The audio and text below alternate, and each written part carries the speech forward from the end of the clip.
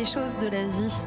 Julien, bah oui, le film de Claude Piccoli, Sauté. Schneider, Sauté. Voilà, Piccoli, Schneider, Sauté et maintenant Elisa Tovati en duo avec Marc Lavoine. C'est extrait de cet album Elisa fait son cinéma dont on va parler jusqu'à 11h puisqu'Elisa Tovati est l'invitée du club de l'été avec Julien Pichenet, Clément Lanoux, Héloïse Goua. Elisa, est-ce que vous êtes prête à tout nous dire? bien On va sûr. parler de votre parcours, c'est votre Rien que la portrait vérité, sonore. je jure. Toute la vérité, si je mens, évidemment. Vous avez tout compris. Premier extrait, c'est parti. Dos mujeres, dos amantes.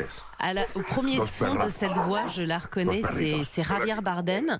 C'est un film de Bigas Luna, macho, qui vient juste après son succès de Jambon Jambon avec Penélope Cruz, où il a rencontré la fameuse Penélope Cruz.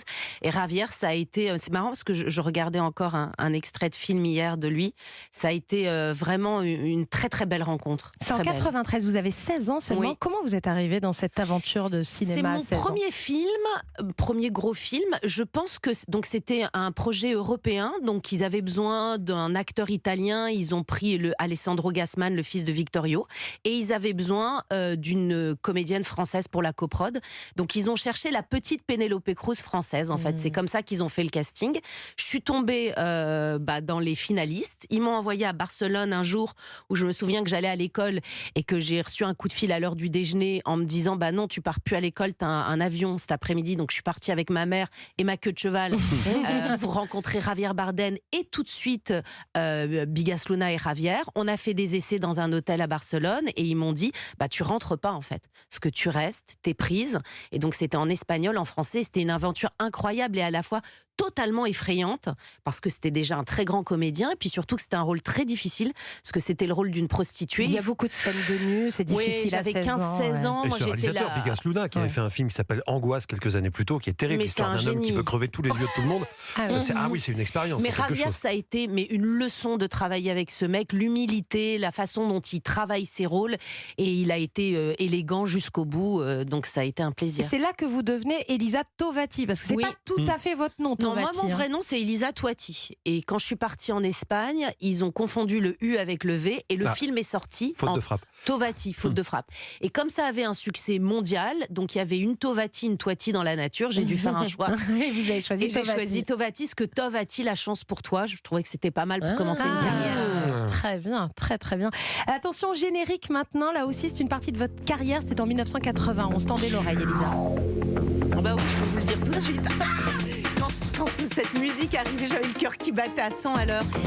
J'ai été présentatrice télé d'une émission sur TF1 pendant 1 an ou 2. Et donc ça, c'était le générique de l'émission. Ça s'appelait Y a pas de lézard. C'était co-présenté par Stéphane Tapi. C'était pour les ados, c'était un magazine pour les ados. C'était un magazine pour les ados, oui, pour la petite histoire. En fait, je voulais gagner de l'argent pour faire des cours de théâtre. Donc, ils avaient un téléachat sur TF1 et j'ai des très jolies mains. Donc, ils m'avaient prise pour les mains. Et lors de la réunion qui avait lieu pour ce téléachat, il y avait Dominique Cancien, Tapi, tout le monde qui parlait avant de ce gros magazine qu'ils allaient lancer pour les ados. Et à chaque fois qu'ils parlaient d'un truc d'ado, je levais ma main et je disais « Excusez-moi, mais vraiment, moi qui suis adolescente, je peux vous dire ça ne marchera pas. Les filles ne mettront pas ce sac. Moi, avec évidemment ma gouaille et tout ça. Et à la fin, ils ont dit « Non, mais toi, on te prend pas pour tes mains. Tu vas présenter avec nous, t'es trop bien. » Voilà. Alors, il y a un autre événement de votre carrière, Elisa, dont on ne peut pas ne pas parler. Ok. Je travaille 16 heures par jour, je voyage énormément. Dans le peu de temps que j'ai, je le La passe vérité, si je mens, bien au sûr. bord de ma piscine. Avec José Garcia. Mais je dois tellement à ce film. Ça vous colle à la peau, ce rôle de Shoshana Boutboul? Ça m'a collé. Ça m'a collé longtemps à la peau, Shoshana Boutboul. Et d'ailleurs, ça a été une chance. Parce que le fait que ça me colle beaucoup à la peau et que ça soit difficile de me détacher de ce rôle, forcément, c'est la première fois que le public me rencontrait.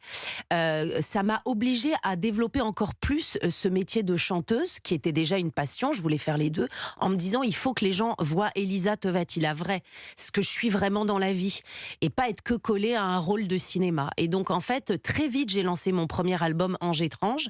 J'avais 20 ans. Pendant la promotion de La Vérité si je mens, l'album est sorti. Et ça m'a permis, comme ça, de me montrer comme je suis au public. Et Elisa Tovati n'est plus Shoshana Boutboul, elle est chanteuse maintenant. Son nouvel album s'appelle Elisa fait son cinéma. C'est déjà le 6e album, des reprises de grands classiques du cinéma. On en parle jusqu'à 11h 11h sur Europe 1. Et dans un instant, c'est un sujet que vous adorez, puisque votre mari et vos enfants vous bloquent tous vos dimanches matins pour le foot. On va parler du foot, mais du foot féminin. J'ai même fait une chanson sur le foot d'ailleurs, tellement il me bloque tous mes dimanches. On en parle dans un instant avec notre invité média Xavier Domergue. Et n'oubliez pas qu'on se régale tout cet été sur Europe 1.